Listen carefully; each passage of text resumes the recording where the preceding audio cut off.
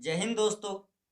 कुछ दिन पहले योगी जी लव जिहाद को रोकने के नाम पर एक बवासीर सा अध्यादेश यानी ऑर्डिनेंस लेकर आए थे और इस अध्यादेश के समर्थन में हमारे देश का गोदी मीडिया कुछ इस तरह की बातें कर रहा था। लव तो अलाउड है लेकिन जिहाद अलाउड नहीं है। लव जिहाद के शिकार हुए लोग कानून बनने की बात से राहत महसूस कर रहे हैं। लव से बैर नहीं लेकिन जिहाद किया तो खैर नहीं। जिहाद वाला लव खैर नहीं। अब वैसे हमारे देश में जितने भी अंधभक्त हैं उनको तो ये लगता ही है कि यह अध्यादेश लव जिहाद को रोकने के लिए लाया गया है, लेकिन जो लोग अंधभक्त नहीं हैं उनमें से ज़्यादातर लोगों को ये लगता है कि योगी जी ने यह अध्यादेश मुसलमानों को परेशान करने के लिए लाया है।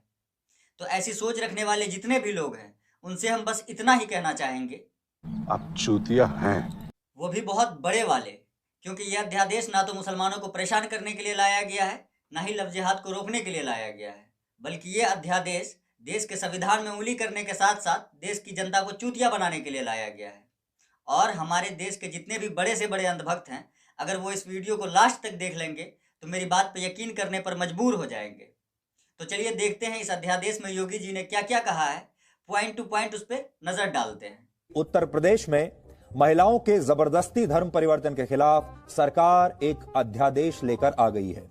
इसके तहत अगर दो अलग अलग धर्मों के लोग आपस में विवाह करते हैं और उनकी जांच में यह पाया जाता है कि इस विवाह का मकसद धर्म परिवर्तन कराना था, तो फिर अपराधी को 1 से 10 वर्ष तक की सजा हो सकती है। आसान भाषा में कहें तो किसी भी धर्म का लड़का किसी दूसरे धर्म की लड़की को धोखा देकर अपना नाम और धर्म गलत बताकर उससे शादी करता है, या फिर कोई लड़का किसी दूसरे धर्म की लड़की से शादी करने के बाद जबरदस्ती उसका धर्म परिवर्तन करवाता है, तो ऐसा करने वाला लड़का हिंदू हो या मुस्लिम, सिख हो या ईसाई, उसको 1 से 10 साल तक की सजा होगी।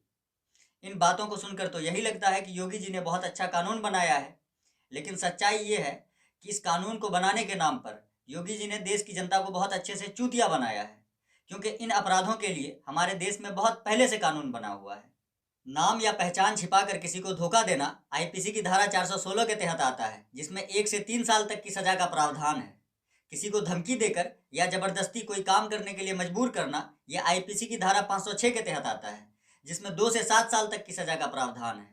और किसी महिला को धोखा देकर उसके साथ शारीरिक संबंध बनाना यह आईपीसी की धारा 493 के तहत आता है, जिसमें 10 साल तक की सजा का प्रावधान है।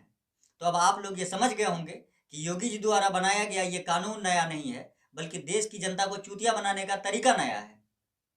अब इस अध्यादेश के दूसरे पॉइंट पर नजर डालते हैं।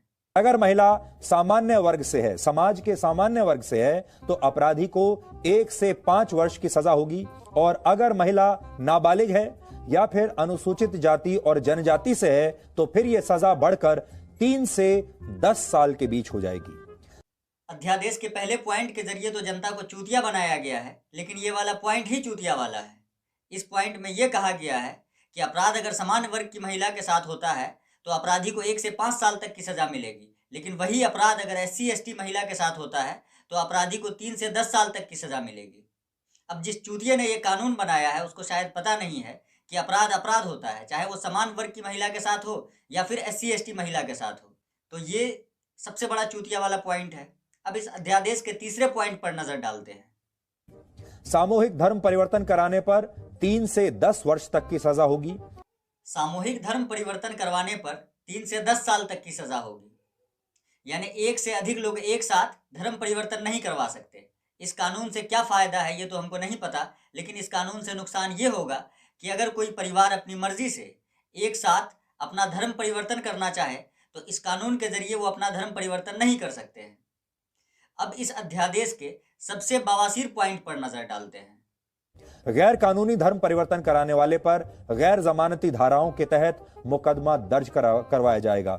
हमारे देश के हर नागरिक को यह आज़ादी है कि वो अपने मर्जी से जिस भी धर्म को अपनाना चाहे अपना सकता है, लेकिन यूपी में इस अध्यादेश के लागू होने के बाद से अब कोई भी अगर अपना धर्म परिवर्तन करना चाहे तो उसको सबसे पहले कानूनी प्रक्रिया से गुजरना होगा, और बिना कानूनी प्रक्रिया से गुजरे अगर कोई अपना धर्म परिवर्तन करता है तो उस पर गैर जमानती धाराओं के तहत मुकदमा दर्ज करवाया जाएगा। तो अब आप लोग ये भी जान लीजिए कि यूपी में धर्म परिवर्तन करने के लिए कानूनी प्रक्रिया क्या है। धर्म परिवर्तन करने या कराने के लिए जिले के डिस्ट्रिक्ट मजिस्ट्रेट से पहले अनुमति लेनी होगी। डिस्ट्रिक्ट मजिस्ट्रेट की मंजूरी के बिना धर्म परिवर्तन करने पर 6 महीने से लेकर 3 वर्ष तक की सजा अब उत्तर प्रदेश में हो सकती है। धर्म परिवर्तन करने का ये कानूनी प्रक्रिया सुनने में जितना आसान लग रहा है उतना है नहीं।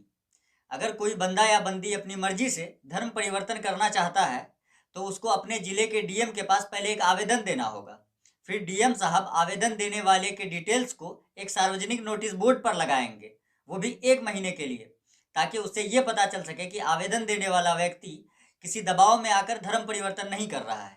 और 1 महीने तक अगर इस तरह का कोई मामला सामने नहीं आता है कि ये दबाव में आकर अपना धर्म परिवर्तन कर रहा है, फिर डीएम साहब उसको धर्म परिवर्तन करने की अनुमति देंगे। इसके बाद वो व्यक्ति अपना धर्म परिवर्तन कर सकता है। लेकिन अब इस कानून के असल खेल को समझिए। जब कोई व्यक्ति अपना धर्म परिवर्तन करने के लिए डीएम के यहाँ आवेदन देगा तो उसकी सूचना सार्वजनिक नोटिस बोर्ड पर लगाई जाएगी और उस नोटिस बोर्ड पर हर धार्मिक संगठन की नज़र रहेगी।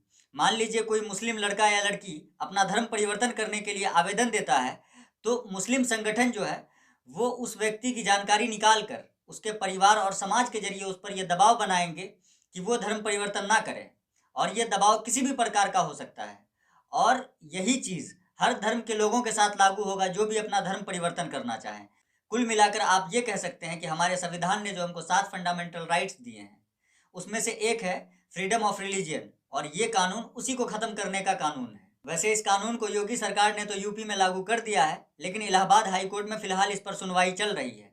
तो हम बस यही चाहेंगे कि इलाहाबाद हाई कोर्ट जल्द से जल्द इस अध्यादेश पर रोक लगाए, वरना वो दिन दूर नहीं जब ये लोग धीरे धीरे देश की जनता के सारे मौलिक अधिकार को छीन लेंगे और एक दिन ये कहेंगे आज से एक ही भगवान है, वो है मैं, सर्वशक्तिशाली सुपर कूल अंडरस्कोर इकलौता भगवान।